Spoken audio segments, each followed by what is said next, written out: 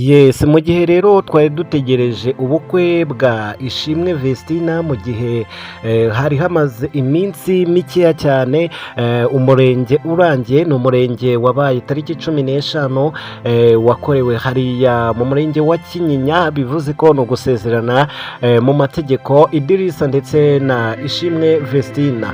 Nyuma y'ibyo byose byabaye byose, nyuma y'uko ibyo birangiye, abantu batangaje amakuru agiye atandukanye ku mbuga nkoranyambaga, ari naho ubugenzacyaha RIB buhera bubuza abantu gutangaza amakuru y'ibihuha, kubera yuko mu gihe cyose watangaza inkuru itari ya nyayo ukabihamwa n'amategeko uhanwa kandi bikomeye cyane.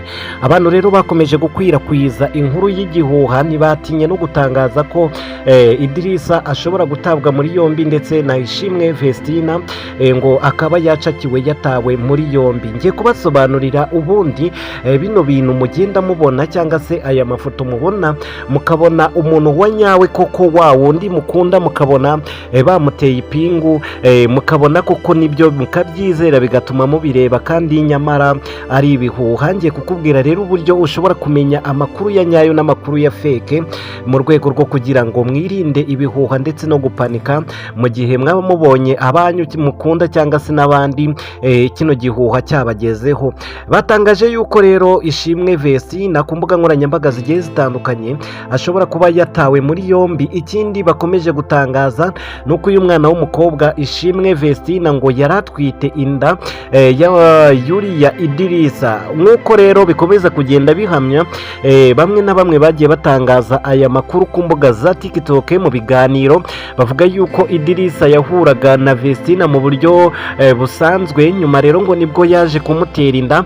Hashize igihe muri Ndahabi Irene arabimenya, amaze kubimenya yanga guseba kubera ko ari we wamanagingaga aba bana.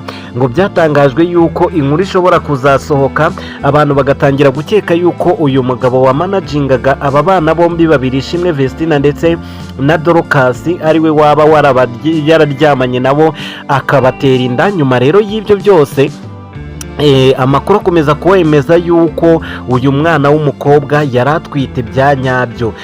Uretse ko rero bamwe mu batangaza inkuru ku mbuga nkoranyambaga hari igihe bazivuga ntituzizere bitewe n'ibihuha tuba twaragiye tubona kuri YouTube, bigatuma utizera icyo kintu, ukavuga ati se koko byaba ari byo. Ni abantu babeshya bitewe n'amakuru menshi agenda yaduka kuri YouTube, abantu babeshya buri gihe, abantu bavuga ibintu bitandukanye, ugasanga inkuru kuzizera biragoranye.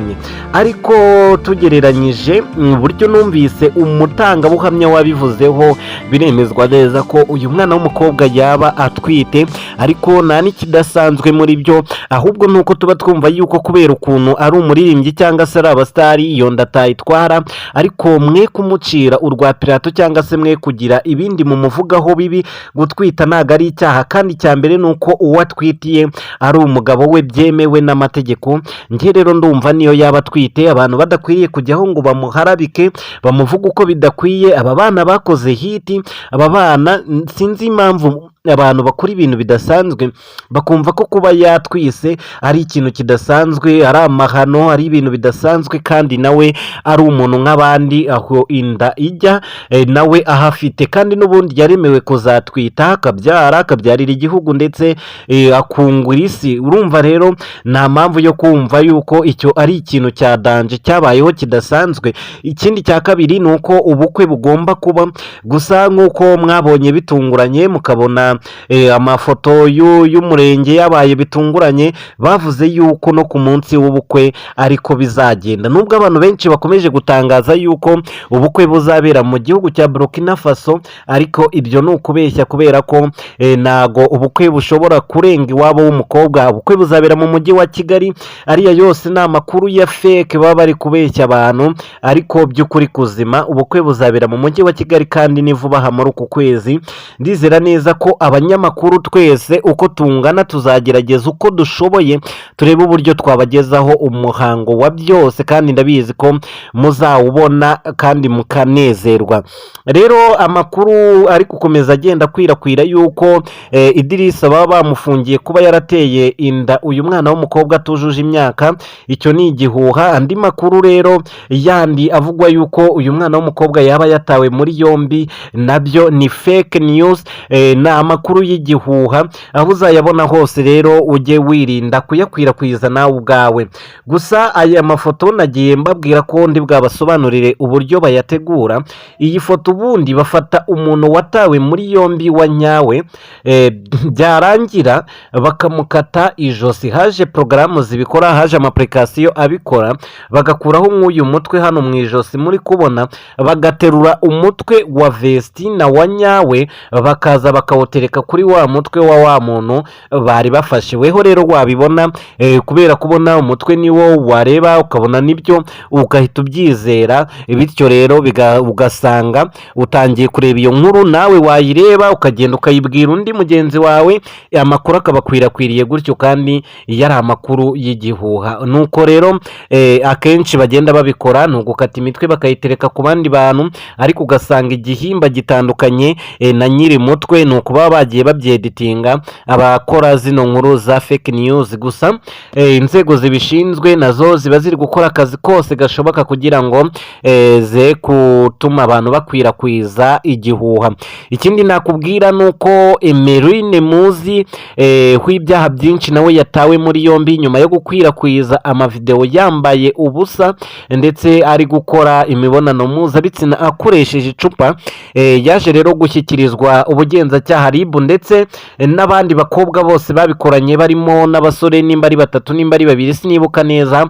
Abo bose icyo nakubwira rero nuko bamaze gutabwa muri yombi. Ubu ngubu rwose bakurikiranyweho ibyo byaha bagiye bakora. Ayo yose rero ni amakuru abagezweho, mukomeza kugenda muyamenyera kuri iyi channel yacu.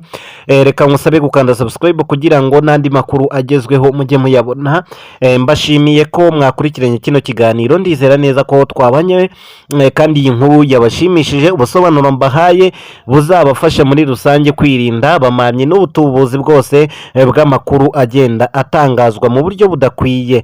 Ndabashimiye rero. Nimba hari ikindi kibazo wumva ushaka kunsobanuza cyangwa wambaza ku bijyanye na Vestina ndetse n'ubukwe bwe na Idirisa n'ibindi bibazo byose, wanyandikira muri comment mu kanya nkaza gukora inkuru ibasobanurira yihariye kuri byose. Reka rero turebe abambere bari bwaze kwandika muri comment n'ibibazo barabaza kuba bafite kugira ngo tubisubize muri rusange. Mwakoze kumva kino kiganiro aho muri hose. Imana ibahereza umugisha kandi ibane namwe mu bihe nk'ibi ngibi. Reka rero twifurize uyu mwana w'umukobwa urugo ruhire, kuba mukunda, ku bantu batamufitiye ishyari rwose mujye muri comment tumwifurize urugo ruhire, tumusengere ubukwe bwe buzagende neza. Mwabonye inkuru y'igihuha y'umuhanuzi waje uvuga ngo yeretswe ibintu bya Dorcas, umuntu akabyereka ari uko ubukwe bwabaye ari uko byarangiye. Biriya nabyo ni fake news, ni amakuru y'igihuha, n'abantu bashaka kwibonera views.